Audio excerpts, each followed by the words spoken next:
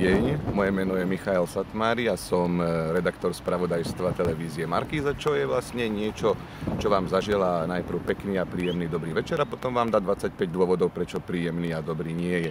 Okrem toho som aj tak trochu muzikant a najmä stand-up komik. To je zase niečo také ešte lepšie ako terapia, lebo ja sa ľuďom vyrozprávam, oni ma vypočujú a ešte mi aj zaplatia. Nechcem mať silné slová, ale ľadovce sa topia. A vieme, ako je to s jedlom.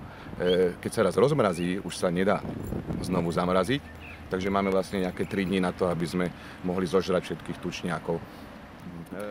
Je jasné, že našu planetu, aj prírodu, aj stromy treba chrániť, ale niekedy mám pocit, že to bude dosť náročné, pretože sa nevieme postarať ani jeden o druhého. A máme takých známych, ktorí sa nevedia postarať sami o seba.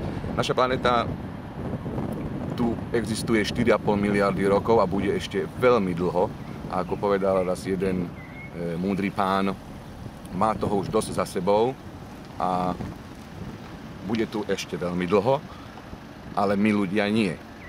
A ja sa nepovažujem za nejakého veľmi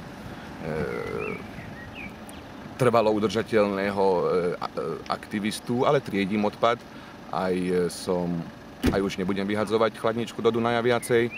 A mám rád zvieratá a zvlášť potom, čo som sa dozvedel, že v niektorých rybách sa našla ortuť, čo je strašná predstava, lebo už si nebudem môcť dať nikdy žiadnu pražmu, čiže preto aj treba chrániť prostredie. A ešte na záver jedna vec. Naša planéta nepotrebuje ochranu, ale potrebuje ochrancov. Takže o tomto aj o ďalších mnohých zaujímavých veciach sa dozviete na filmovom festivale Envirofilm Ecotop Film 2015, na ktorý vás srdečne pozývam.